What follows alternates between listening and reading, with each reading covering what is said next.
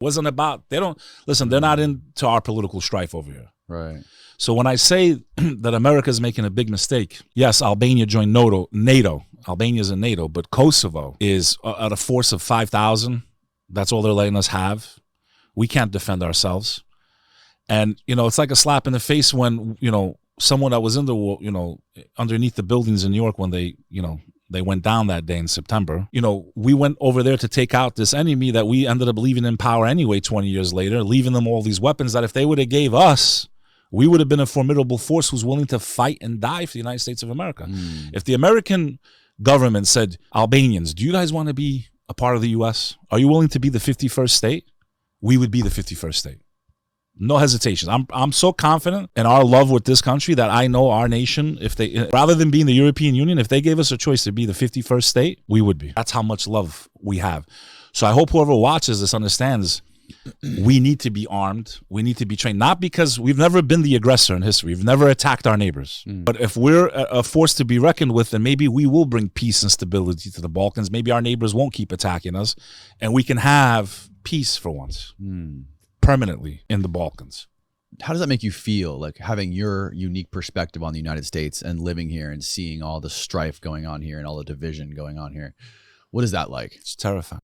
Being born in the U.S. and growing up here and being proud, and even when I would go back to visit, so even before the Kosovo War erupted, when I used to go visit my dad's family in Kosovo, I went there as a child first, as a baby. But the first memories I have of it are in 91, right when the Bosnian War erupted.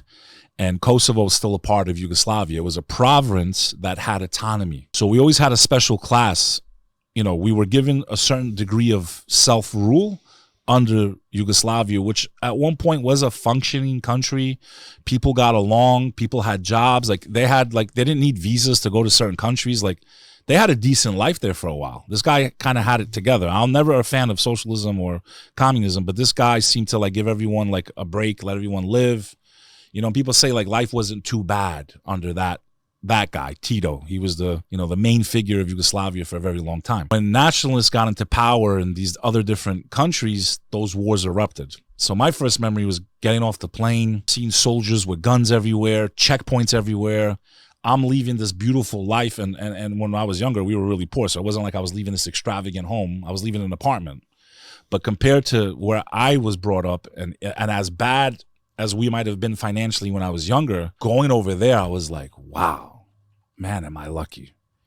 And I'm living in a 2-bedroom apartment, with my family. To see, no power most of the day, no running water most of the day, police everywhere, soldiers everywhere. So during that time, Kosovo lost its autonomy when Milosevic came into power.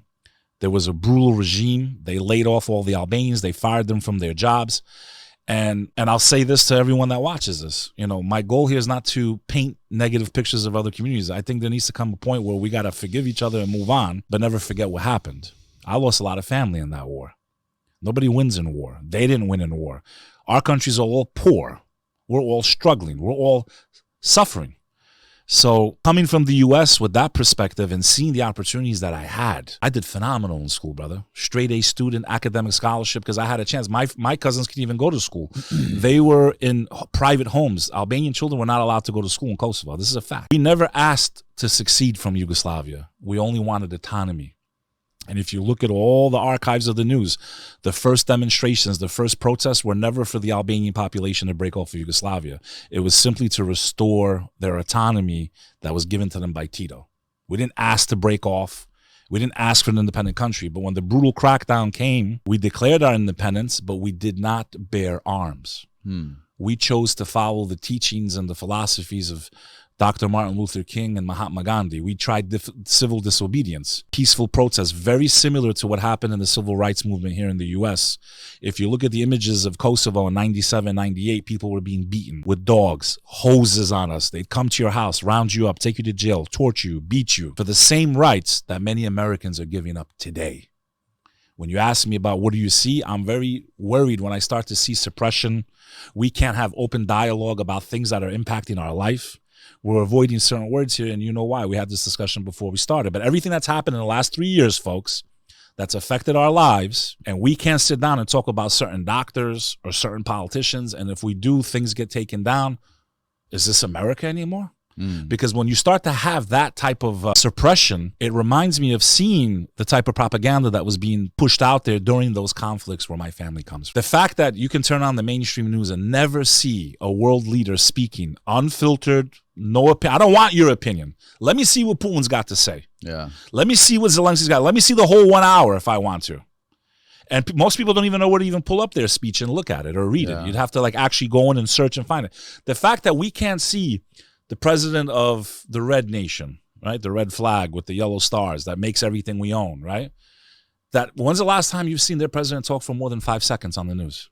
No. So how are you going to formulate an educated, honest opinion about current events, what's going on in our nation, let alone in other people's countries that impact our life, brother? If we go to war, what do these wars benefit our country? 20 years of conflict.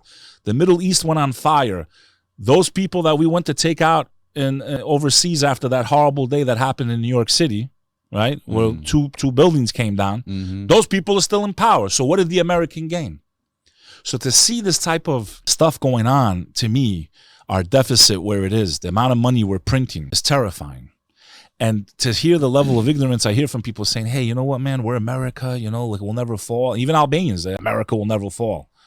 I go, brother, every empire can fall. Every country can fall. And you as an Albanian should know, how many empires have we seen collapse? And when they ruled us, they were the most powerful empires in the world. And where are they today? We visit their ruins and the artifacts that they left behind. And the same thing can happen to us. And you know what? I believe if we don't change course soon, we will be no longer existent the way we've known it throughout our lives, because we're close in age, me and you. Yeah. How long, when you were born in New York or Texas? I was born in Texas. Texas. Shock to those of you out there, but I grew up in the New York City area my entire life. And how old were you when you decided to go back to Albania? And what made you decide to go back there? I didn't decide to go back. It was just family there. And I didn't go to Albania in the beginning because Albania communism had just collapsed and it was literally like the wild, wild west. Now it's an amazing place to visit. It's growing exponentially with tourism. But 91 was the first time I remember going. My dad took me in the 80s as a child. I've seen videos of me there, but of course, I don't remember it. So 91, you know, I get off the airplane and then they had a rule at that time. If you were outside of Yugoslavia or Serbia at that time, you had 24 hours to report to your local police station and register why you were in the country. They'd ask you all kinds of crazy questions. And at that time, there wasn't a lot of Albanian Americans going back to visit. So I remember always being nervous, scared.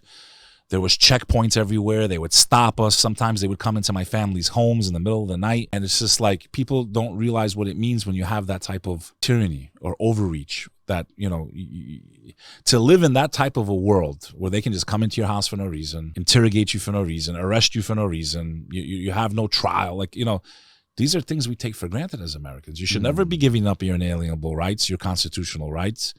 You know, a lot of these things are in play right now, whether Americans realize it or not. So to see this type of stuff happening in our society, where I haven't really seen anything this volatile, and you know, since I've been alive, is very scary, man, and it's very alarming to me. And I really hope people are paying attention. I feel like when you're a 5th, 6th, 7th, 8th generation American, you know, you were born with this privilege that you don't even realize you have.